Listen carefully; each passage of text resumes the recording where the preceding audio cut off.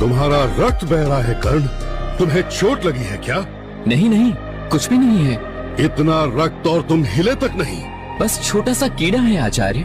एक आह तक नहीं की। मैं आपकी नींद खराब करना नहीं चाहता था। नहीं, तुम ब्राह्मण नहीं हो।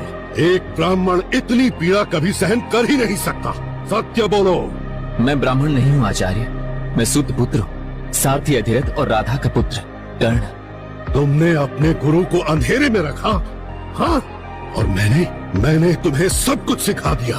मुझे दंड दें आचार्य, कठोर से कठोर दंड दें। छल से प्राप्त ये ज्ञान तुम्हारे काम नहीं आएगा। जिस पल तुम्हें मेरे इस ज्ञान की सर्वाधिक आवश्यकता होगी, तुम इसे भूल जाओगे। यही तुम्हारा दंड स्वरूप श्राप है।